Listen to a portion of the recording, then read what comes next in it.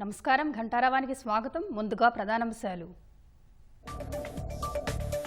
కాసేపట్లో మూడో రోజు కస్టడీకి కాకాణి గోవర్ధన్ రెడ్డి. అక్రమ మైనింగ్ కేసులో ప్రశ్నించనున్న పోలీసులు.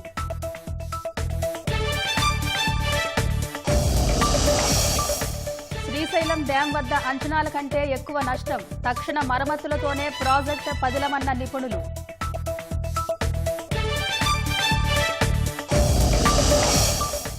అక్షర యోధుడి ప్రథమ వర్ధంతి సందర్భంగా ఘన నివాళులు. రామోజీరావు జీవితాన్ని మార్గదర్శిగా భావించి ముందడుగు వేద్దామన్న సీఎం. జూబ్లీహిల్స్ ఎమ్మెల్యే మాగంటి గోపీనాథ్ కన్నుమూత. కుటుంబ సభ్యులకు సీఎం చంద్రబాబు సానుభూతి.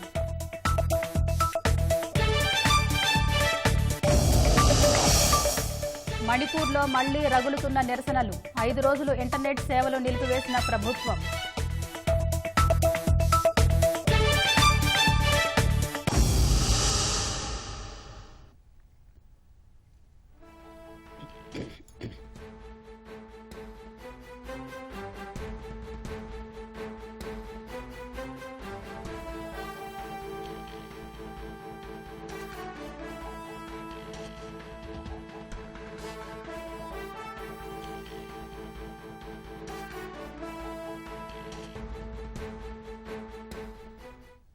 తాజా అంశాన్ని చూస్తున్నాం. అక్రమ మైనింగ్ కేసులో మాజీ మంత్రి వైసీపీ నేత కాకాణి గోవర్ధన్ రెడ్డిని పోలీసులు మూడో రోజు విచారించనున్నారు. కృష్ణపట్నం పోర్టు పోలీస్ స్టేషన్లో న్యాయవాది సమక్షంలో కాకాణి గోవర్ధన్ రెడ్డిని విచారించనున్నారు. కాకాణిపై అక్రమ మైనింగ్, పేలుడు పదార్థాల వినియోగం కేసులు నమోదయ్యాయి. ఫిబ్రవరి 23న పొదలకూరు పోలీస్ స్టేషన్లో కేసులు నమోదయ్యాయి. అక్రమ మైనింగ్ కేసులో కాకాణి గోవర్ధన్ రెడ్డి A4గా ఉన్నారు. తొలి రోజు 22 ప్రశ్నలు వేయగా కాకాణి నిర్లక్ష్యంగా సమాధానాలిచ్చారు. రెండో రోజు విచారణలో 35 ప్రశ్నలకు తెలియదంటూ దాటవేత ధోరణిలో జవాబులిచ్చారు. ఇవాళ్టితో కాకాణి గోవర్ధన్ రెడ్డి విచారణ గడువు ముగియనుంది. ఇవాళ సాయంత్రం విచారణ ముగిశాక వైద్య పరీక్షల అనంతరం కాకాణిని నెల్లూరు జిల్లా జైలుకు తరలించనున్నారు. రేపటితో కాకాణి గోవర్ధన్ రెడ్డి రిమాండ్ గడువు ముగియనుంది. ఆయన బెయిల్ పిటిషన్పై నెల్లూరు కోర్టులో విచారణ చేయనుంది. కాకాణి గోవర్ధన్ రెడ్డి కస్టడీకి సంబంధించి మరింత సమాచారం మా ప్రతినిధి రాజారావును అడిగి తెలుసుకుందాం. రాజారావు, చెప్పండి, కాకాణి కస్టడీ పొడిగించే అవకాశం ఉందా? నరేష, మాజీ మంత్రి కాకాణి గోవర్ధన్ రెడ్డి పైన అక్రమ మైనింగ్, పేలుడు పదార్థాల వినియోగం, SC/ST కేసులు ఈ రోజు మూడో రోజు పోలీస్ కస్టడీలో విచారణ ప్రారంభమైంది. కృష్ణపట్నం పోర్టు పోలీస్ స్టేషన్ లో కాకాణి లాయర్ సమక్షంలో విచారిస్తున్నారు. DSP ఘట్టమనేని శ్రీనివాసరావు బృందం విచారణ చేస్తున్నారు 3 రోజుల నుంచి. మాజీ మంత్రి కాకాణి గోవర్ధన్ రెడ్డి పైన ఫిబ్రవరి 23న పొదలకూరు పోలీస్ స్టేషన్ లో కేసు నమోదు చేశారు. అక్రమ మైనింగ్ కేసులో A4 నిందితుడిగా ఉన్నారు. మొత్తం 11 మంది పైన కేసు నమోదైతే 4వ నిందితుడిగా మాజీ మంత్రి కాకాణి ఉన్నారు. నెల్లూరు DSP కార్యాలయం నుంచి 3 సార్లు నోటీసులు ఇచ్చినా కాకాణి స్పందించలేదు. బెంగళూరులో మే 25న అరెస్ట్ చేశారు. 26న న్యాయస్థానంలో 14 రోజులు రిమాండ్ విధించారు. ఈ 3 రోజుల కస్టడీకి అనుమతిస్తూ నెల్లూరు కోర్టు న్యాయస్థానం తీర్పు చెప్పింది. అయితే ఇది ఇవాళ మొదటి రోజు, ఇవాళ మూడో రోజు ఈ విచారణ అనేది కొనసాగుతుంది. అంటే మొదటి రోజు విచారణలో కూడా ఇటువంటి కాకాణి మొత్తం 22 ప్రశ్నలు పోలీసులు వేశారు. ఈ 22 ప్రశ్నలకు సంబంధించి కూడా తెలియదు అనే సమాధానంతో ముక్తసరిగా సమాధానాలు ఇచ్చారు. అయితే అదే విధంగా రెండో రోజు నిన్న కూడా ఇదే విధమైన, అంటే మరో అదనంగా 22 ప్రశ్నలతో పాటు 13 ప్రశ్నలు కలిపి మొత్తం 35 ప్రశ్నలు వేయడం జరిగింది. ఈ 33 ప్రశ్నలకు కూడా కాకాణి ఎటువంటి సమాధానం చెప్పకుండా నాకు తెలియదు, మా న్యాయవాదికి అడగండి అనే సమాధానం మాత్రమే ఇచ్చారు. ఈ పోలీసులు ఈ 2 రోజులు కూడా ఎలాంటి సమాచారం మాజీ మంత్రి కాకాణి నుంచి సేకరించలేకపోయారు. దీంతో ప్రధానంగా ఈ రెండో రోజు వాటిని మళ్లీ కూడా పోలీసులు అడిగారు. మైనింగ్ అక్రమాల్లో రాష్ట్ర స్థాయి అధికారుల పాత్ర ఉందా అనేది కూడా ఇండైరెక్ట్ గా సమాచారం సేకరించే ప్రయత్నం అనేది చేశారు. రాష్ట్ర స్థాయి నాయకుల గురించి అడిగినప్పుడు మాత్రం మౌనంగా ఉన్నారు తప్ప ఇటువంటి వారికి సంబంధించిన నగదు బదలాయింపులు జరిగాయా, వారికి మీ అకౌంట్ లో కొందరిని 11 మంది నిందితులుగా ఉన్న వారిని కూడా విచారిస్తే అందులో 6 వారి అకౌంట్ లో సంబంధించి నగదు బదలాయింపు జరిగినట్లు కూడా కొన్ని సాక్ష్యాధారాలు కూడా పోలీసులు కాకాణి ముందు ఉంచారు. వాటికి కూడా ఆధారాలు చూపించిన వాటికి మాత్రం మౌనంగా ఉన్నారు. మిగిలిన ప్రశ్నలకి అక్రమ తరలింపు, క్వాడ్జీ తరలింపు వీటన్నిటి మీద మాత్రం నాకు తెలియదు అనే సమాధానాలు ఎక్కువగా ముక్తసరిగా చెప్పడం అనేది జరిగింది. వారి వాంగ్మూలాలు కూడా పోలీసులు ఇంతకుముందే రికార్డ్ చేసి ఉన్నారు. ఈ 6గురివి ఈ వారి ఖాతా లావాదేవీలు, బ్యాంకు అన్ని జెరాక్స్ కాపీలు కూడా ఈ విచారణలో చూపించడం అనేది జరిగింది. కొన్ని మైనింగ్ ప్రక్రియ జరిగినప్పుడు కానీ సీసీ ఫుటేజీ, పత్రికల్లో వచ్చిన వార్తలు, అప్పట్లో ప్రస్తుతం ఉన్న ఎమ్మెల్యే సోమిరెడ్డి చంద్రమోహన్ రెడ్డి సత్యాగ్రహం చేసిన సంఘటనలు, విజువల్స్ వీటన్నిటిని కూడా టీవీలలో వచ్చిన అన్ని కూడా కాకాని ప్రెస్ మీట్లు పెట్టిన వీడియోలు కూడా వాటిని కూడా అడిగి రెండో రోజు కొంచెం వాడిగా వేడిగా పోలీసులు ప్రశ్నలు సంధించారు. అయినా ఎంత ప్రయత్నించినప్పుడు కూడా సమాధానాలు మాత్రం ముక్తసరిగానే చెప్పడం జరిగింది. అందులో ప్రధానంగా A1, A2, A3 నిందితుల నుంచి కొన్ని సేకరించి ఉన్నారు పోలీసులు. వాటిలో పక్కా ఆధారాలు కూడా వారి నుంచి ఉండడంతో కూడా వాటిని చూపించడం కొంత కాకాని కొంచెం ఉక్కిరి బిక్కిరి కావడం అనేది జరిగింది. అయితే ప్రధానంగా ఈ ముగ్గురికి ఈ రుస్తుం మైన్స్ లో అక్రమ మైనింగ్ వ్యవహారంలో కేసు సంబంధించి ముగ్గురికి బెయిల్ మంజూరైంది.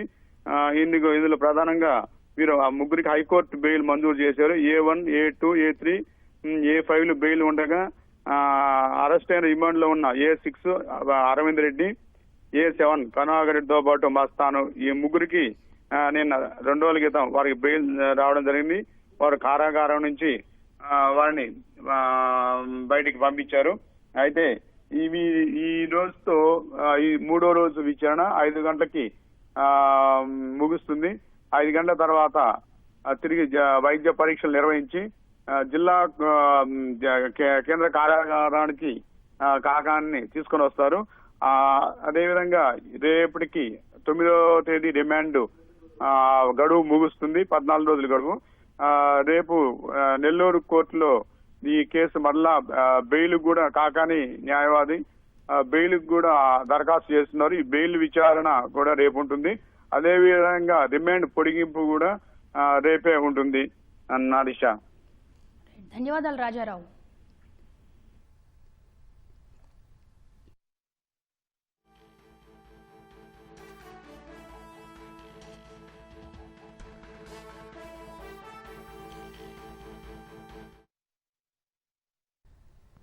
హైదరాబాద్ జూబ్లీహిల్స్ ఎమ్మెల్యే మాగంటి గోపీనాథ్ కన్నుమూశారు. ఈ ఉదయం 5:45 ఆయన తుది శ్వాస విడిచారు. ఈ నెల 5న గుండెపోటుతో హైదరాబాద్ గచ్చిబౌలిలోని ఏఐజీ ఆసుపత్రిలో చేరిన ఎమ్మెల్యే మాగంటి 3 రోజులుగా మృత్యువుతో పోరాడుతూ ఓడారు.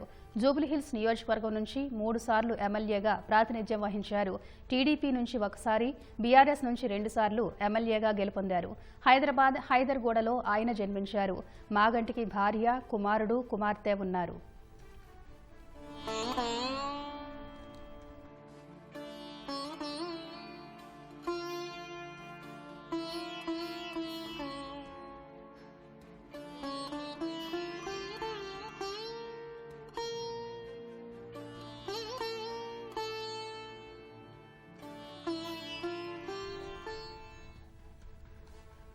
నందమూరి తారక రామారావుకు వీరాభిమాని అయిన మాగంటి గోపీనాథ్ ఆయన స్ఫూర్తితో రాజకీయాల్లోకి అడుగుపెట్టారు. తెలుగుదేశం పార్టీతో రాజకీయ ప్రయాణాన్ని ఆరంభించి ఎన్టీఆర్ ప్రశంసలు అందుకున్నారు. తెలుగు యువత జిల్లా అధ్యక్షుడిగా, టీడీపీ హైదరాబాద్ జిల్లా అధ్యక్షుడిగా వివిధ హోదాల్లో చేశారు. రాష్ట్ర విభజన తర్వాత 2014లో జరిగిన సార్వత్రిక ఎన్నికల్లో జూబ్లీహిల్స్ నియోజకవర్గం నుంచి పోటీ చేసి తొలిసారిగా ఎమ్మెల్యేగా గెలిచిన మాగంటి గోపీనాథ్ ఆ తర్వాత అప్పటి టీఆర్ఎస్లో చేరారు. ఆ పార్టీ నుంచి 2 సార్లు గెలిచి జూబ్లీహిల్స్ నియోజకవర్గానికి హ్యాట్రిక్ ఎమ్మెల్యే అనిపించుకున్నారు.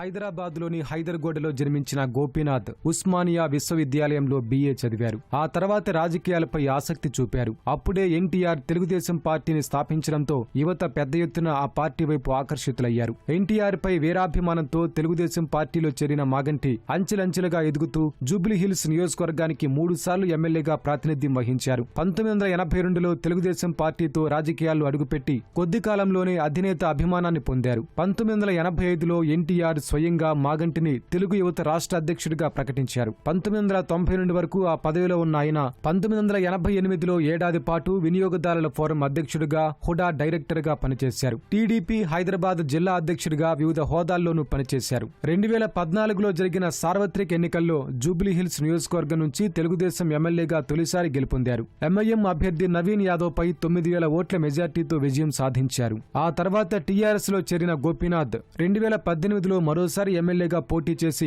కాంగ్రెస్ అభ్యర్థి విష్ణువర్ధన్ రెడ్డిపై గెలిచారు. 2018లో శాసనసభలో పబ్లిక్ ఎస్టిమేట్స్ కమిటీ PEC సభ్యుడిగాను వ్యవహరించారు. 2022లో టీఆర్ఎస్ పార్టీ హైదరాబాద్ జిల్లా అధ్యక్షుడిగా పనిచేశారు. 2023 ఎన్నికల్లోనూ బీఆర్ఎస్ నుంచి మరోసారి బీఫామ్ అందుకున్న మాగంటి గోపీనాథ్ కాంగ్రెస్ అభ్యర్థి అజారుద్దీన్ పై 16,000 ఓట్ల మెజార్టీతో హ్యాట్రిక్ విజయాన్ని అందుకున్నారు.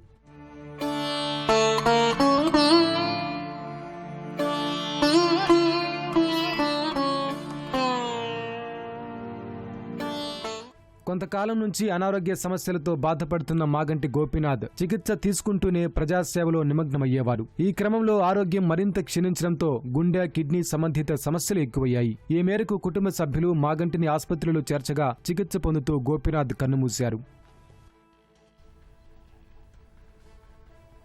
జూబ్లీహిల్స్ ఎమ్మెల్యే మాగంటి గోపీనాథ్ మృతికి సీఎం చంద్రబాబు, మంత్రి గొట్టిపాటి రవికుమార్ సంతాపం తెలిపారు. తీవ్ర అస్వస్థతతో ఆసుపత్రిలో చేరి చికిత్స పొందుతూ మరణించడం బాధాకరమన్నారు.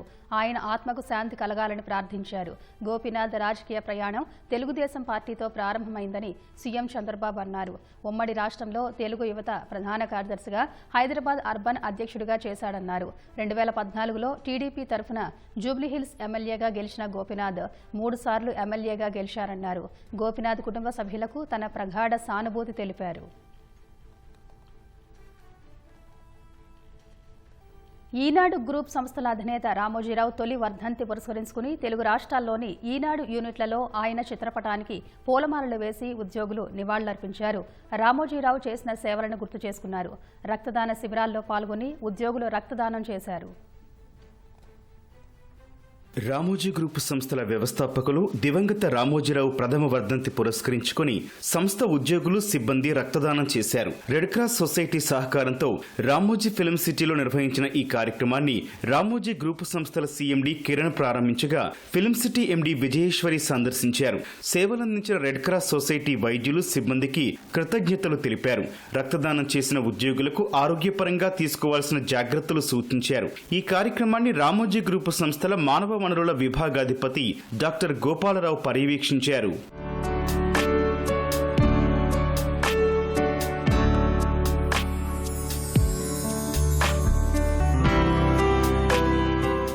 రామోజీ గ్రూప్ సంస్థల చైర్మన్ రామోజీరావు మొదటి వర్ధంతి సందర్భంగా విశాఖ ఈనాడు యూనిట్లో సంస్మరణ సభ నిర్వహించారు. ఆయన చిత్రపటానికి నివాళులర్పించారు. తెలుగు పాత్రికేయ రంగంలో నవశకాన్ని సృష్టించిన రామోజీరావు ఆదర్శప్రాయుడని సిబ్బంది కొనియాడారు. తర్వాత రక్తదానం చేశారు. విజయవాడ యూనిట్ కార్యాలయం, ఆటోనగర్ ఈనాడు కార్యాలయంలో రామోజీ గ్రూప్ సంస్థల ఉద్యోగులు నివాళులర్పించారు. రామోజీరావు జీవిత విశేషాలతో కూడిన వీడియోను ఆటోనగర్ ఈనాడు కార్యాలయంలో ప్రదర్శించారు. గుంటూరు ఈనాడు కార్యాలయంలో రామోజీరావు చిత్రపటానికి ఉద్యోగులు పూలమాలలు వేసి నివాళులర్పించారు.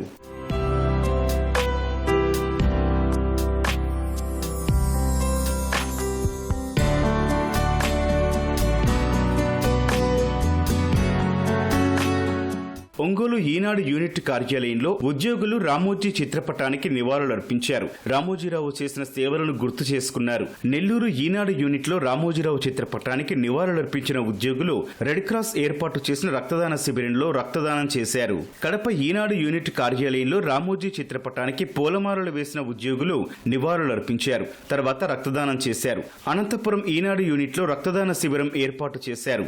రామోజీరావుకు నివాళులర్పించిన ఉద్యోగులు ఆయన నేర్పిన క్రమశిక్షణ, ఉద్యోగ నిబద్ధత, నిజాయితీని గుర్తు చేసుకున్నారు. కర్నూలు ఈనాడు యూనిట్ కార్యాలయంలో రామోజీరావు అక్షరాంజలి కార్యక్రమాన్ని నిర్వహించిన సిబ్బంది ఆయన చిత్రపటానికి నివాళులర్పించారు. రామోజీరావు పాటించిన విలువలు, క్రమశిక్షణ, సమయపాలనను గుర్తు చేసుకున్నారు. చిత్తూరు జిల్లా నేండ్రగుంట ఈనాడు యూనిట్ కార్యాలయంలో నిర్వహించిన సంస్మరణ సభలో ఈనాడు ఈటీవీ సిబ్బంది రామోజీరావు చిత్రపటానికి నివాళులర్పించి శ్రద్ధాంజలి ఘటించారు. సంస్థలో 3 దశాబ్దాలుగా విధులు నిర్వర్తిస్తోన్న ఉద్యోగులు రామోజీరావుతో ఉన్న అనుబంధాన్ని స్మరించుకున్నారు. పలువురు ఉద్యోగులు రక్తదానం చేశారు.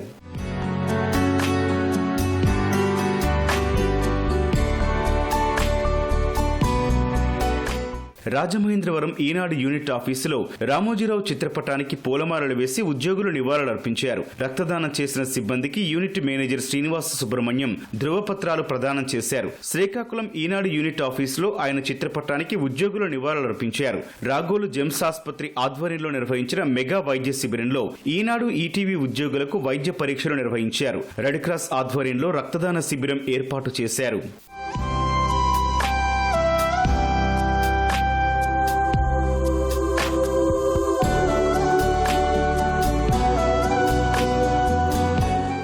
రామోజీ గ్రూపు సంస్థల చైర్మన్ రామోజీరావు మొదటి వర్ధంతి కార్యక్రమాన్ని తెలంగాణలోని ఈనాడు యూనిట్ కార్యాలయంలోనూ నిర్వహించారు. హైదరాబాద్ సోమాజిగూడ కార్యాలయంలో ఈనాడు ఈటీవీ ప్రియా మార్కెటింగ్ ఉద్యోగులు రామోజీరావు చిత్రపటానికి నివాళులర్పించారు. అనంతరం రామోజీ గ్రూపు సంస్థల ఉద్యోగులు రక్తదానం చేశారు. ఉప్పల్ యూనిట్ కార్యాలయంలో వివిధ విభాగాల్లో పనిచేసే సిబ్బంది రామోజీరావు చిత్రపటానికి పూలమాలలు వేసి నివాళులర్పించి రక్తదానం చేశారు. మంచిర్యాల జిల్లా లక్షెట్టిపేట ఇటిక్యాల ఈనాడు యూనిట్ కార్యాలయంలో రక్తదాన శిబిరం నిర్వహించారు. రామోజీరావు చిత్రపటానికి పూలమాలలు వేసి నివాళులర్పించారు. రామోజీరావు వర్ధంతి కార్యక్రమాన్ని సూర్యాపేట ఈనాడు యూనిట్ కార్యాలయంలో ఘనంగా నిర్వహించారు. కార్యాలయంలో ఏర్పాటు చేసిన రక్తదాన శిబిరంలో సిబ్బంది రక్తదానం చేశారు. మహబూబ్ నగర్ యూనిట్ కార్యాలయంలో రామోజీరావు ప్రథమ వర్ధంతి సందర్భంగా ఉద్యోగులు ఆయనకు ఘన నివాళి అర్పించారు. ఈ సందర్భంగా ఉద్యోగులు రక్తదానం చేశారు. ఖమ్మం యూనిట్ కార్యాలయంలో రామోజీరావు ప్రథమ వర్ధంతిని పురస్కరించుకొని ఆయన చిత్రపటానికి పూలమాలలు వేసి ఆయన సేవలు స్మరించుకున్నారు. అనంతరం సిబ్బంది రక్తదానం చేశారు. రామోజీ గ్రూపు సంస్థల చైర్మన్ దివంగత రామోజీరావుకు కరీంనగర్లో ఘనంగా నివాళులర్పించారు. సిబ్బంది 2 నిమిషాలు మౌనం పాటించి రామోజీరావుతో తమకున్న అనుభవాలను పంచుకున్నారు. రక్తదాన శిబిరంలో పలువురు ఉద్యోగులు పాల్గొన్నారు. నిజామాబాద్ ఈనాడు యూనిట్ కార్యాలయంలో అక్షర యోధుడు దివంగత రామోజీరావు ప్రథమ వర్ధంతి సందర్భంగా ఆయన చిత్రపటానికి పూలమాల వేసి నివాళులర్పించారు. పలు విభాగాలకు చెందిన ఉద్యోగులు రక్తదానం చేశారు. మడికొండలోని వరంగల్ ఈనాడు యూనిట్ కార్యాలయంలో ప్రథమ వర్ధంతి కార్యక్రమంలో సిబ్బంది నివాళులర్పించారు. యూనిట్ ఉద్యోగులు రక్తదానం చేశారు.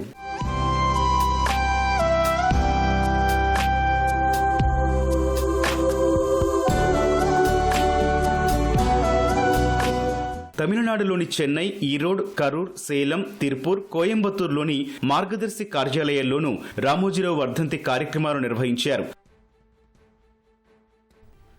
పత్రిక అంటే సమాచార స్రవంతి మాత్రమే కాదు, ప్రజా ప్రయోజనాల కోసం పోరాడే ఖడ్గమని, పాత్రికేయానికి కొత్త అర్థాన్నిచ్చిన మహర్షి రామోజీరావు అని ముఖ్యమంత్రి చంద్రబాబు అన్నారు. విలువలతో కూడిన నిష్పక్షపాత పాత్రికేయంతో సమాజంపై ఆయన చేసిన ముద్ర ఎన్నటికీ చెరిగిపోదని తెలిపారు. పద్మ విభూషణ్ రామోజీరావు ప్రథమ వర్ధంతిని పురస్కరించుకుని ఆ అక్షర యోధుడికి ఘన నివాళులర్పిస్తూ సామాజిక మాధ్యమం ఎక్స్లో పోస్ట్ పెట్టారు. రామోజీరావు మన మధ్య లేకపోయినా ఆయన నింపిన స్ఫూర్తి అందరిలో నిలిచే ఉంటుందని, ఆయన వేసిన ముద్ర ఎన్నటికీ చెరిగిపోదని అన్నారు. రామోజీరావు ఎగరేసిన అక్షర బావుట నిత్య సత్యమై, నిత్య నూతనమై, రోజు ఉషోదయాన నినదిస్తూనే ఉందన్న చంద్రబాబు, తలవంచని నైజం, వ్యాపారాల్లోనూ సమాజహితం చూసిన వైనం ఆయనను సమున్నత స్థాయిలో నిలబెట్టిందని కొనియాడారు. అరాజక వ్యవస్థలపై ఈనాడు సంస్థల ద్వారా ఆయన చేసిన పోరాటాలు, ప్రజా సమస్యలపై ఆయన చేసిన యుద్ధాలు మీడియా రంగానికే తలమానికంగా నిలిచాయన్నారు. రామోజీ గ్రూప్ అంటేనే విశ్వసనీయతకు నిలువెత్తు రూపమని, సమాజాన్ని అత్యంత ప్రభావితం, అనునిత్యం చైతన్యవంతం చేసిన ఆయనను స్మరించుకోవడం తెలుగు ప్రజలందరి బాధ్యతని చెప్పారు. ఒక్క మాటలో చెప్పాలంటే రామోజీరావు తెలుగు జాతి సంపదన్న చంద్రబాబు ప్రథమ వర్ధంతి సందర్భంగా నిత్య స్ఫూర్తిగా నిలిచే ఆయనను మార్గదర్శిగా భావించి ముందడుగు వేద్దామని పిలుపునిచ్చారు.